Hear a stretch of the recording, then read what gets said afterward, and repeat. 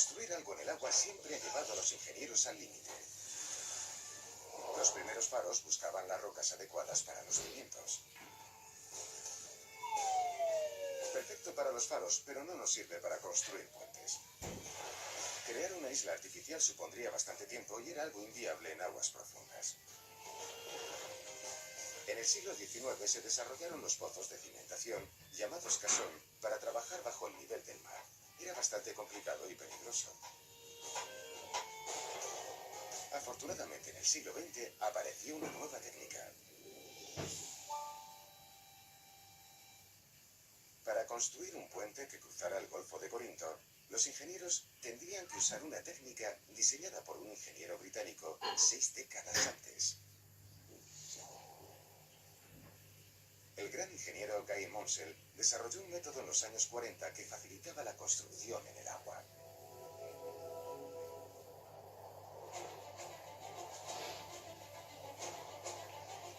El profesor Luke Bisbee se adentra en el Canal de la Mancha para ver las ruinas de una de las creaciones más audaces y aparentemente imposibles de la ingeniería.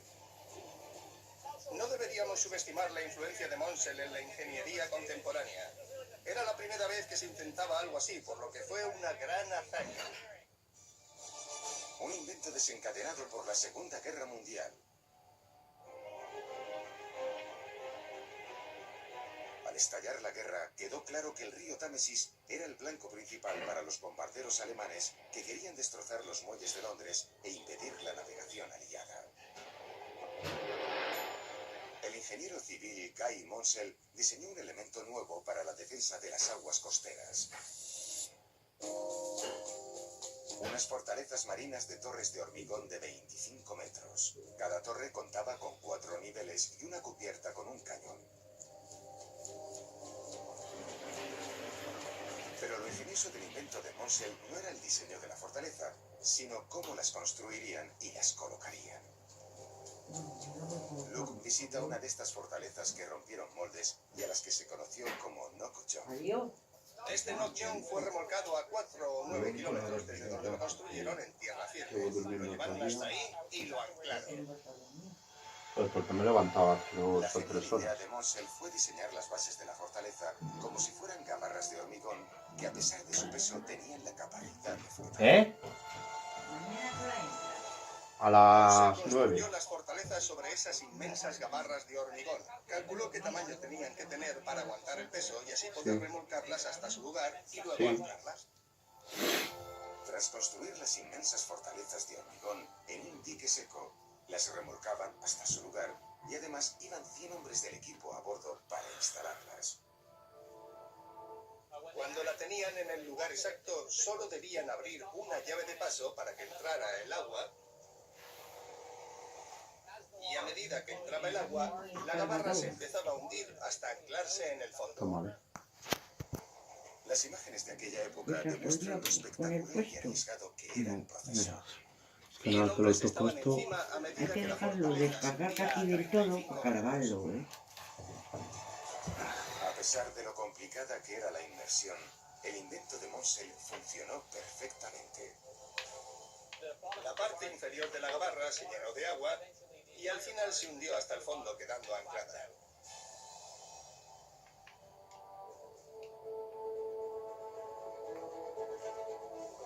En los años siguientes, las fortalezas ayudaron a los británicos a derribar 22 aviones enemigos y 30 bombas voladoras. No solo protegieron Londres de los ataques, sino que además el invento hizo historia. La influencia de este tipo de construcción se puede ver hoy en día en muchos aspectos. En las plataformas petrolíferas, en las cimentaciones de las turbinas eólicas y también se usa para colocar los cimientos de inmensos puentes. El uso más increíble de hormigón flotante es el del puente Río Antirio.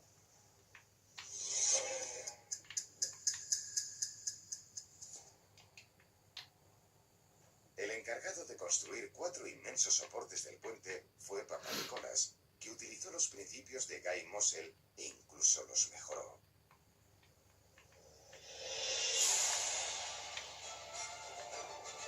En 1998 comenzó la construcción. Cada pilar hueco se construyó en un dique seco a una escala que Guy Monsell jamás pudo imaginar. Cada uno tiene el tamaño de un campo de fútbol y tiene el increíble peso de 70.000 toneladas. Pero antes de colocar los cimientos, los ingenieros se enfrentaron a un reto por el que Monsell no tuvo que preocuparse.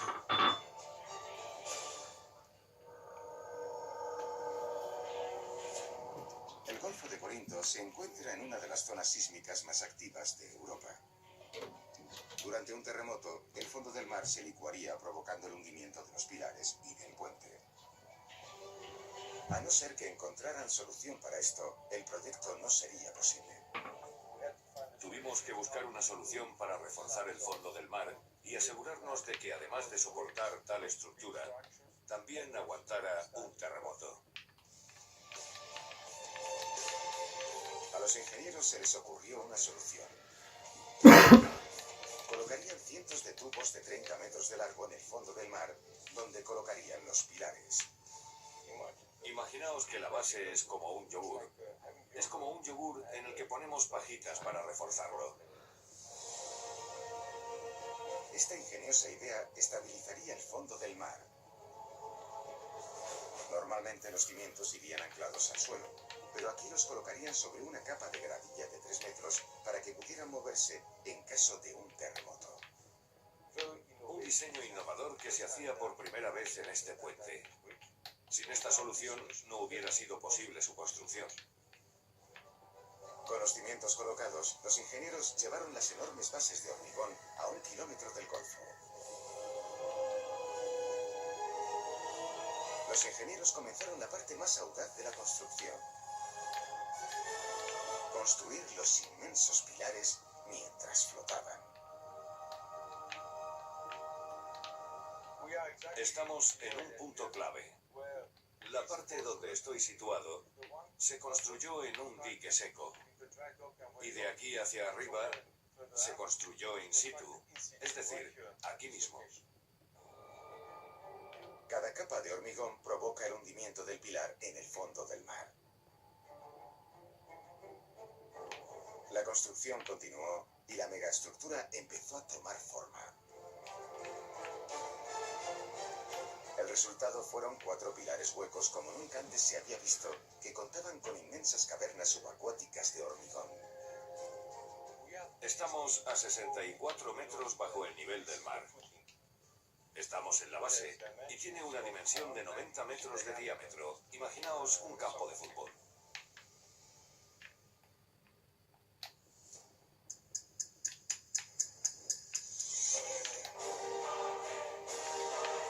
Pero esta maravilla de vanguardia hizo que los constructores se enfrentaran a todo tipo de retos. Algunos con respuesta en las innovaciones del pasado. Podéis ver el fallo en cascada. Esto es lo que sucedería, por ejemplo, en un incendio en el puente. Para hacer más ingeniería de lo imposible. El puente de río Antirio que cruza el Golfo de Corinto es una maravilla de ingeniería moderna.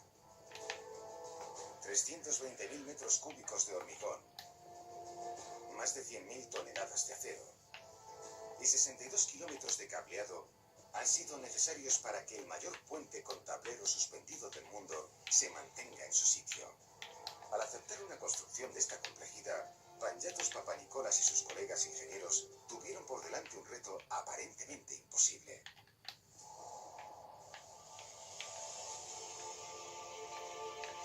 El Golfo de Corinto es una de las rutas más ajetreadas de Europa, incluso en el punto más estrecho que cuenta con 3 kilómetros de anchura.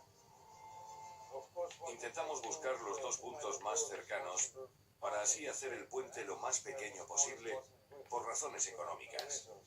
Pero hubo que tener en cuenta las rutas de navegación. Para diseñar un puente que una estas dos costas sin interferir en el transporte marítimo, se tuvo que recurrir a los pioneros del pasado en busca de inspiración.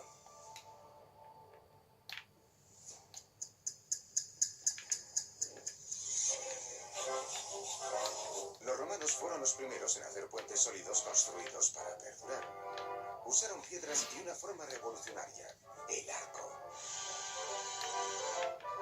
Pero cuanto más ancho sea el hueco, Más arcos necesitaríamos. Y más pesado sería el puente. Durante siglos, las comunidades incas de los Andes cruzaban los cañones gracias a puentes de madera suspendidos. Cuentan que los conquistadores españoles que llegaron a Perú en el siglo XVI miraban asombrados y atemorizados, pensando que los puentes se podían romper.